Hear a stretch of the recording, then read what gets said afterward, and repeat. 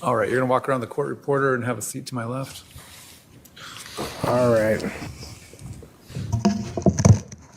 Okay, before we get into this testimony, I'm just gonna say I found out what happened with her kids, okay? The algorithm refuses to allow me to not find out what happens because the title of every video just tells you what the video is gonna be about. So not only did Lori kill her husband, but apparently she killed her children as well. And now I see what everybody was saying in the comments. I had no idea that it was this bad, but okay. Would you please introduce yourself to the jury? My name is Mark Saari. I'm a special agent with the Social Security Administration, Office of Inspector General. Okay, it's sped up. I didn't even hear everything. So I investigate crimes and allegations of fraud, waste, and abuse within Social Security. How long have you worked for Social Security? Approximately 6 years. And as an investigator with the Social Security, are you familiar with the reports that are created and kept in the normal course of business? Yes, I am. And for instance, are you familiar with sort of the meetings and processes and notices of award letters sent out by Social Security for survivor benefits? Yes, I am. What are survivor benefits? Those are benefits paid to a recipient. For example, if someone were to die or pass, their children would be possibly entitled to benefits on their behalf after they were to pass. Okay, wait a second. I was just thinking that she did it because she wants to be with Chad or something. She wiped out her entire family for money and a new boyfriend. I'm going to leave it there. I'm going to hit play. When a child becomes an adult, what happens to those survivor benefits that Social Security has been paying? They would cease. What if a child is taken to or adopted by or guardianship is given to another individual while they're receiving survivor benefits? They would transfer to that new individual. When a child has a parent that passes away, are any benefits paid out to the mother of the child? Yes, they could be. How does that depend? What makes the difference on whether or not the mother gets benefits or not? So there's a benefit called mother, child, and care benefits. So for example, if a mother is married to her father at the time of his death, she would receive called a mother, child, and care benefit. So it'd be a dual benefit for the child as well as her benefit for herself. It'd be the same dollar amount that she would receive as well. So if the parents were not married at the time that one of the parents passes away, then does the other parent get any survivor benefits? They would not. If a surviving spouse remarries, what happens to those benefits given to, say, the mother of the child? They would then cease upon that marriage. Would the child still get benefits? They would. This is explaining the reasoning, but okay, I'm not going to keep pausing it, but there it is. Were you asked to look into survivor benefits involving Lori Vallow and JJ Vallow? Yes, I was. In your investigation, did you also become aware of benefits being provided to another child of Lori Vallow, Tylee Ryan? Yes. During your investigation, did you learn that starting in June of 2018, Tylee Ryan was receiving survivor benefits from Social Security for the death of her father? Yes. In 2019, how much was Tylee Ryan receiving? Approximately $1,859 per month. Wow.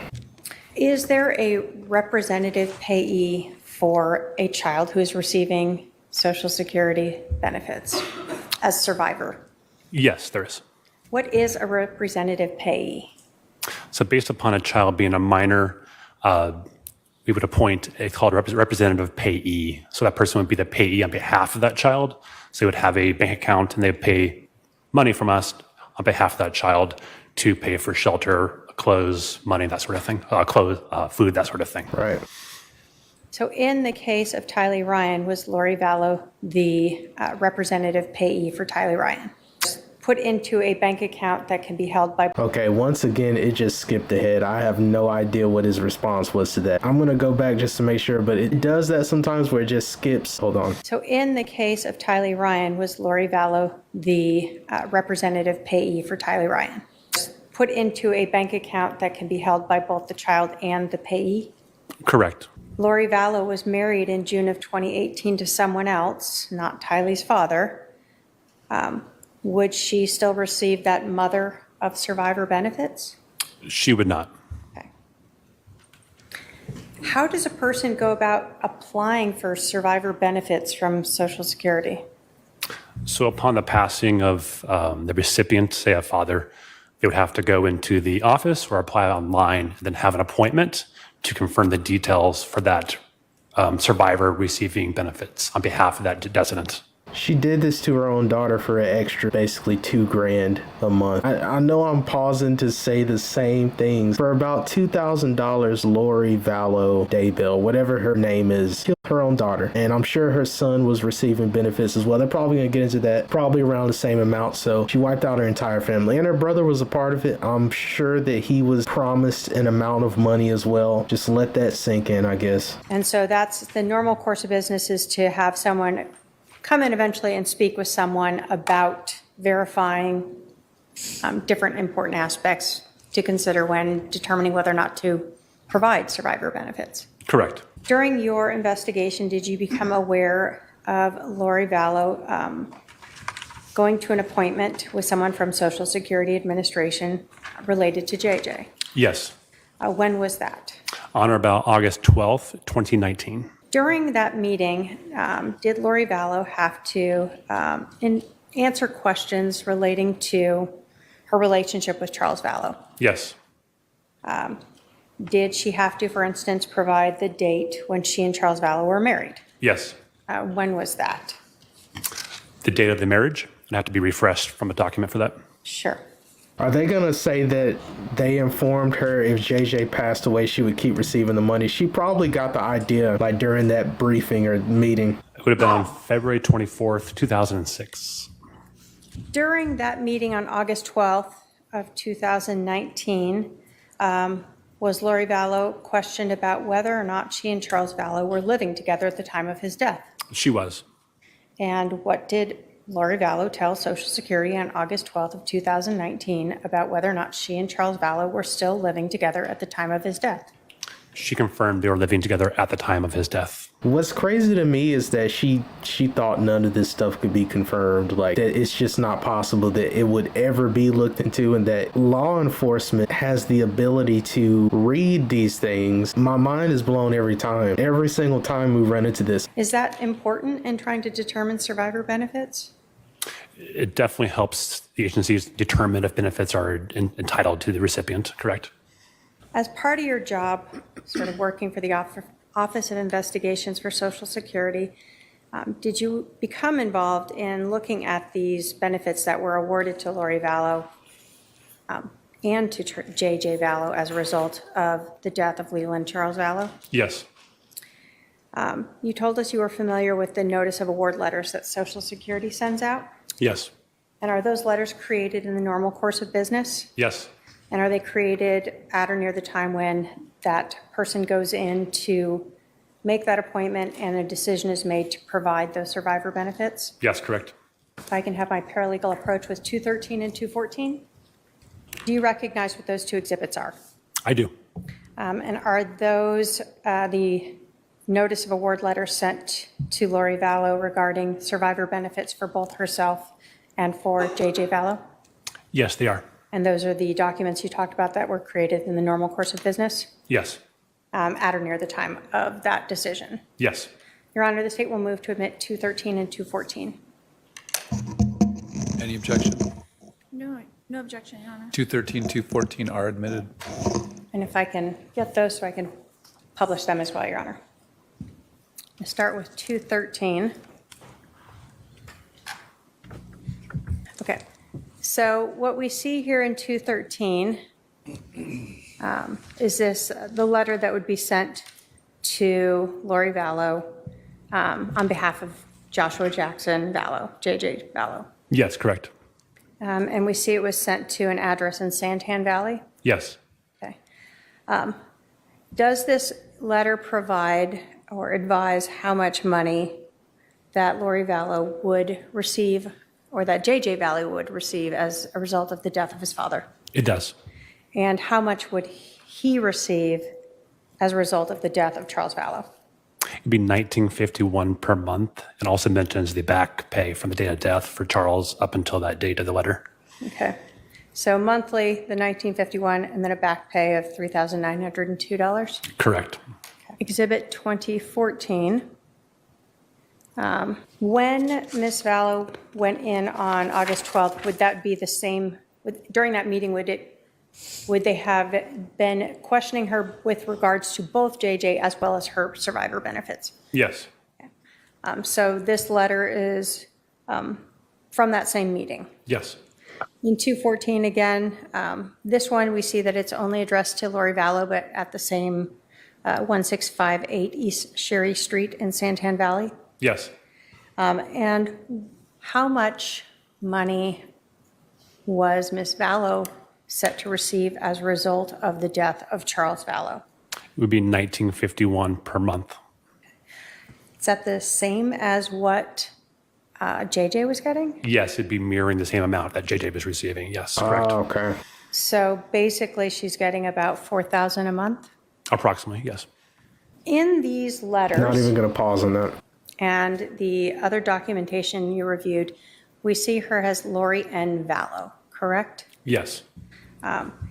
In your investigation, did you ever learn whether or not Lori N. Vallow ever remarried and became Lori N. Daybell? Yes. Can you tell us in your investigation what the date of that marriage was when Lori N. Vallow became Lori N. Daybell? November 5th, 2019. How far apart is that from when Charles was killed by her brother? I feel like it's only a couple months or something. Like, do you hear how quickly all of these things were put into motion immediately after? And also his family's not notified. Like, it's all these things that were clearly done purposefully. Did Lori Vallow marry? Chad Daybell. No other questions for this witness, Your Honor? Cross. It's already time for cross-exam. Time for Lori to argue. Were you there? How do you know this for sure? Mr. Saari, does Social Security, as a surviving spouse, can you get benefits if you didn't have any children? I believe so, correct? Yes. Okay, so if you've been married for longer than 10 years, you get spousal surviving benefits, is that correct? There are some rules for that. I believe that is correct, I believe, yes. And so if I had been married to my husband for 10 years and his previous wife had been married to my husband for over 10 years, she would also get that surviving spouse benefit? What's your question again? Who's the she part? Didn't follow that part. Okay, just a previous person who has been married to my husband previous to me for more than 10 years. I mean, that's what Social Security does, right? I'm not sure. What is your question? I'm trying to. Okay. Is she trying to say, did his previous wife also get Social Security from this? I'm kind of confused too. Okay, hold on. Sorry. So if there were two spouses to a deceased husband consecutively, and they were both each married for over 10 years to that same husband, they would both receive a spousal benefit or could apply for and receive that spousal benefit. Is that correct? That's more of an administrative issue. I have to obviously I'm not aware of all those policies for that kind of issue, so I can't really answer yes or no to that question. Okay. So if it was explained to me when I was at the Social Security office that I could receive that. I don't know where she's going with this. I'm going to sustain the objection. Okay. But it is possible. You're just not aware of it. Is that correct?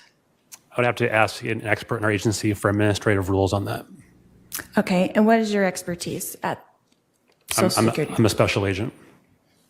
And so you just investigate. Is that correct?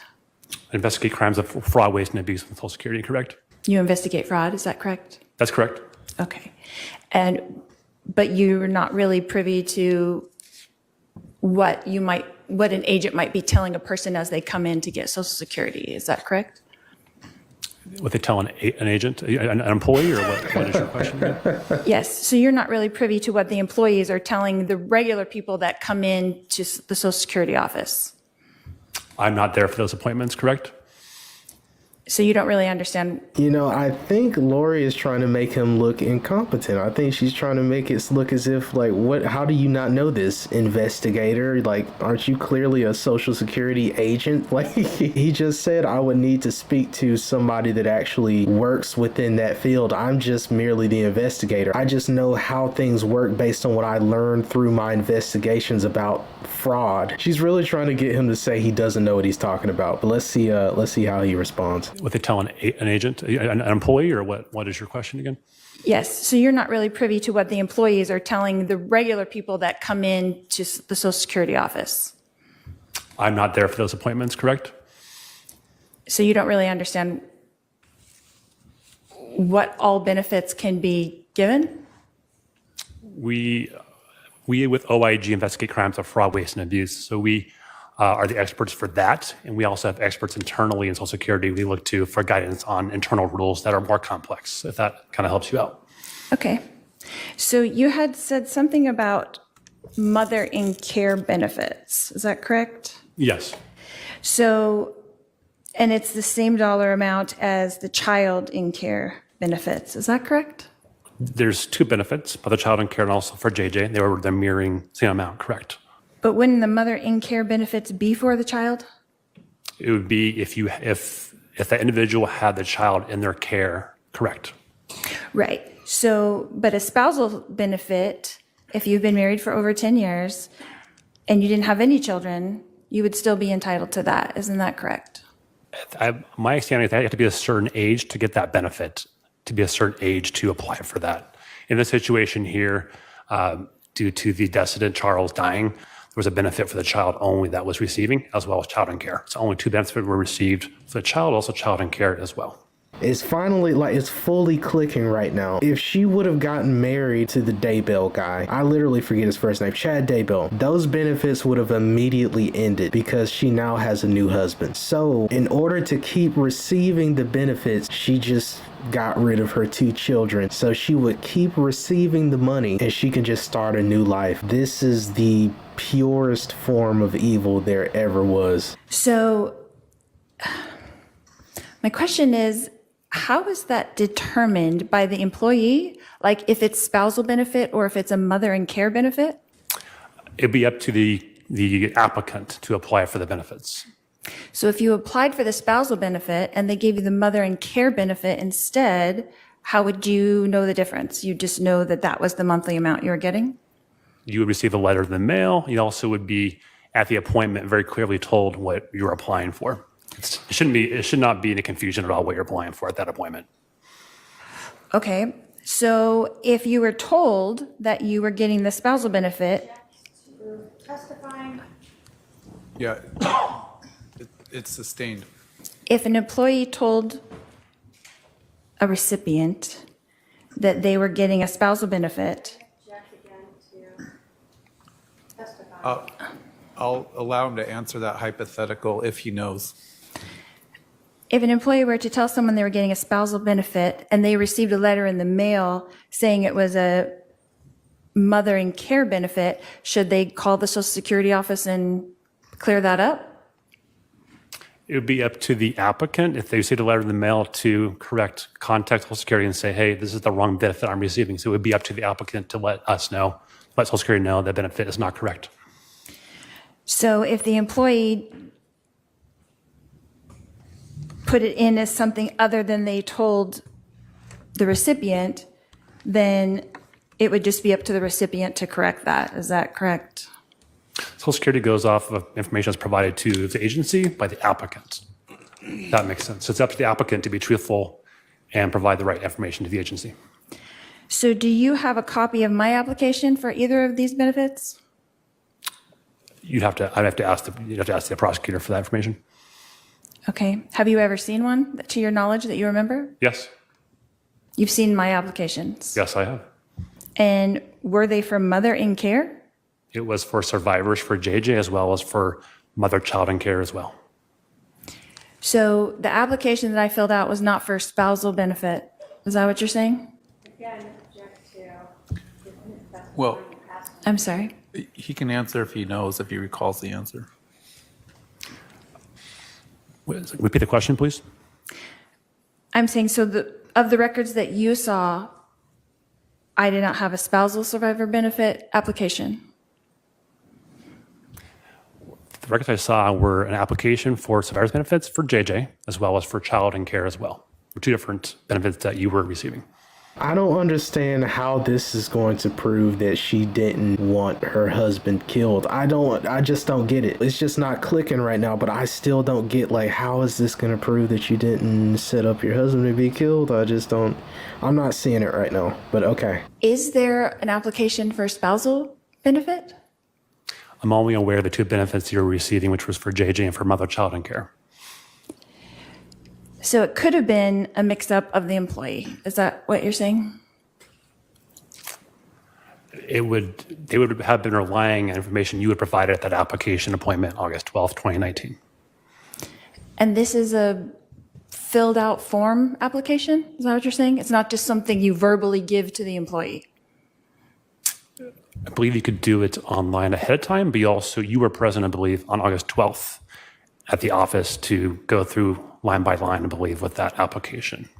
If a person, Oh boy. Where are we going with this?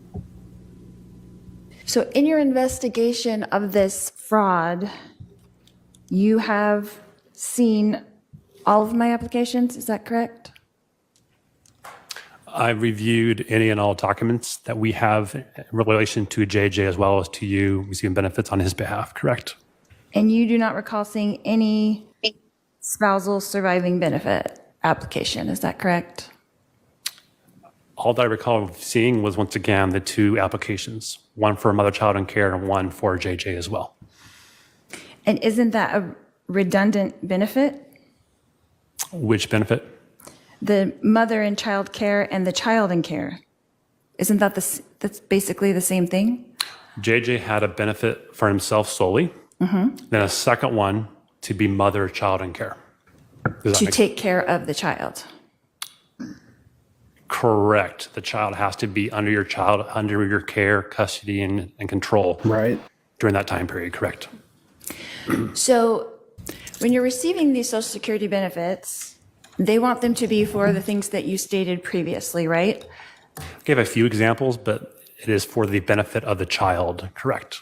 Right. And it's supposed to be spent on food and clothes, and it could be spent on an electric bill, and it can be spent on rent. They want you to utilize that money on a monthly basis. Is that correct? Correct. Or you could also conserve it for the child as well, but that is correct. And that they can do an audit any time of your account to make sure that you're spending it on those correct things. Is that correct? I believe so, yes. And they want it to be spent every month, and you can't really save it for college. Is that correct? No. So if an employee told that to a recipient, that would be incorrect? The benefit is for the child. The money can be saved or spent on the child. How does that make any degree of sense that she thinks it has to be spent right away? Oh my gosh. I guarantee you an employee did not tell her that. It was probably one of those situations where she mentioned it like, so I have to spend it right away, right? Like to make sure that they use it correctly and that type of thing. And the employee was probably like, sure, but you can also save it, for them when they're older. And that just kind of went into one ear and out the other. I just don't see a situation where somebody actually told her, can't let this money sit and spoil. So if a recipient was told that all the money has to be spent every month on the care for the child and could not be saved for college because it is Social Security. Speculation to testifying, to ask and answer. The objection sustained for, it's straying into you testifying, ma'am. So it is not your understanding that that benefit has to be spent every month. Is that correct? Sustained. So you are not aware of that? Sustained. Can I have a moment to confer? Go ahead. Once again, don't know how this proves that she didn't set up her husband. I guess she was just spending up the money as it came in, and she wants to prove like that that's not fishy, I guess. The special agent in charge, who's my immediate boss. Yeah. Okay, the audio skipped ahead again. I'm so sorry. I don't know why it does that, but she asked something and I didn't catch it. Who assigned my case to you? That's my question. It's not really relevant, but you can answer, sir. Are you asking for the name, or what are you looking for as far as your question? The name would be fine. At the time, it was he was my ASAC at the time. Please say Ned. And that came to you in January of 2020? Yes, correct. I feel like if he would have said, his name was Ned Smith, she probably would have gone insane. We would see her become fully unhinged. Thank you. No more questions. All right, redirect. Yeah, that didn't do much of anything, those questions. August 12th of 2019, when Ms. Vallow went to Social Security and had a meeting, what is the point of that meeting? The point of that is for an applicant to come into Social Security, apply for benefits, and then have Social Security determine if they're eligible or not for those benefits. Right. You have up with you a paper that was provided to you earlier to review. After that meeting, was a letter sent to Mrs. Vallow relating to the answers she gave and the benefits she was requesting? Yes. Is that what you were looking at when you were looking at some of the information that she had provided? Yes. So in that letter that was sent to Ms. Vallow, what address was that sent to? It would be the 1658 East Sherry Street in Santan Valley, Arizona. And so that letter covers the answer she gave that we previously discussed of when she married Charles Vallow, for instance, Correct. children that they had, Yes. that they were still living together, Yes. and then discussed what she would be applying for. Yes. When you, in your understanding and having investigated these crimes, does Social Security just start deciding for people what benefits they feel they might want? Do they make decisions for them? Hey, No. you look like you might want these benefits. Not at all. No. So regardless of whether any of us understand why Social Security would give benefits for a child and for the mother of the child if they're still married to the spouse, that is what you can get? They would ask the applicant what they are applying for, correct, as far as for that benefit. So when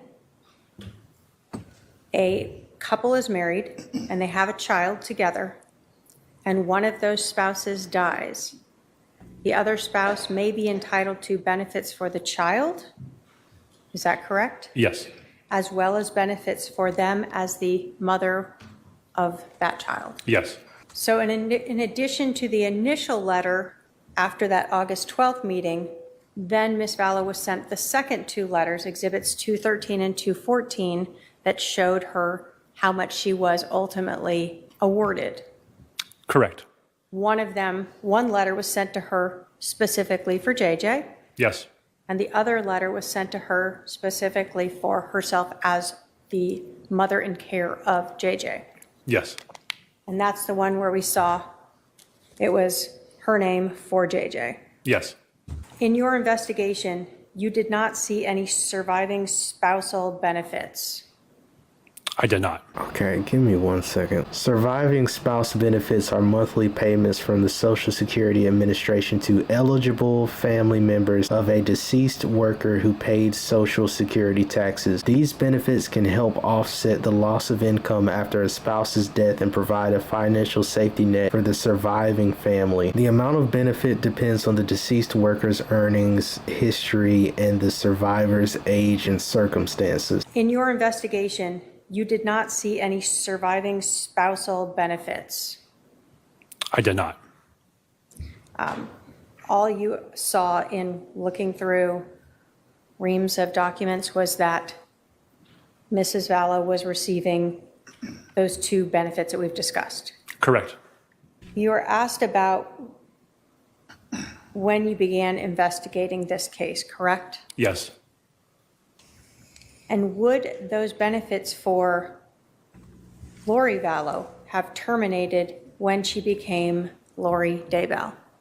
Yes. Upon a remarriage, that mother-child and care benefit would immediately cease. There it is. But the benefits for JJ would have continued. Correct. I have no other questions, Your Honor. Are there any questions for this witness from the jury? I see at least one coming down. It's still pretty wild to me the jury can ask questions. I've never seen this before. But they asked some really good questions. So far, they have asked like questions that definitely needed to be answered. I think one asked about the amount of stress that Charles was under or something like that. If he talked to Adam about that, like that was actually a really good question. So she was completely aware that if she received like the surviving spouse benefits, she understood it wasn't going to stick around because she wanted to be with Chad. But if she could keep receiving benefits through her deceased children, apparently for her that's good enough. Once again, this is insane. And apparently Chad is in a trial as well. I don't know if it's wrapped up or if it's still currently happening, but I'm going to check it out. I have a couple questions for you, sir. Okay. Were payments to Lori Vallow stopped after your investigation? They were, yes. Ooh. And during your investigation, do you know if Lori Vallow notified Social Security of her new marriage? She did not. Oh my goodness, the jury is not letting anything get by. Lori is probably hearing this and she's like, oh God, like her heart probably dropped when she heard this. The jury, man, they are on this case. Like they are not letting this go by. They know what's going on here.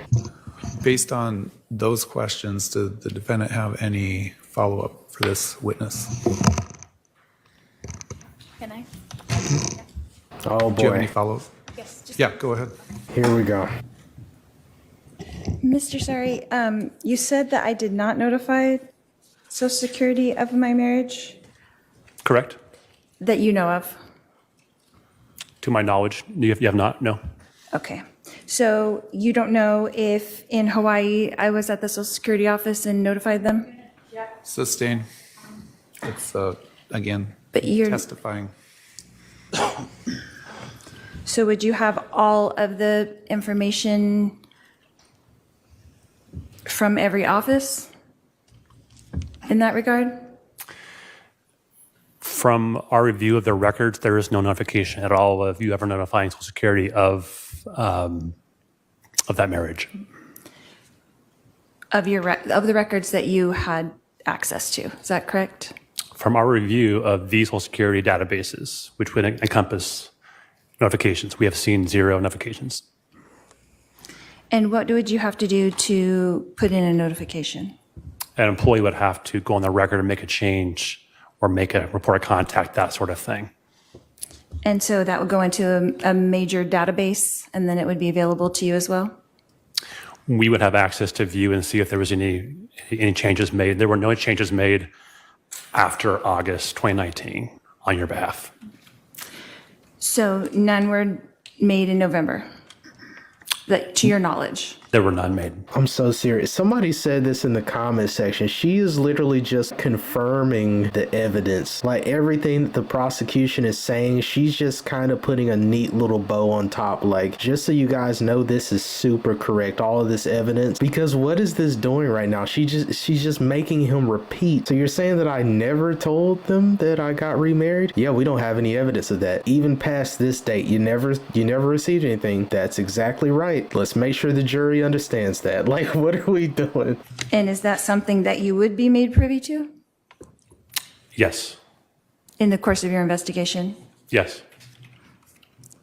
So it's not something that you could have just missed? I did not miss it, correct? Okay. What a note to end on. Thank you. To be clear, does Social Security use computer systems to keep all this data? They do. You don't just have pieces of paper lying around that maybe you missed? Correct. So whenever anything is updated anywhere in the country, it's put into a database that you were able to access. Yes. And you did access it. Yes. And you reviewed everything that was in there. Yes.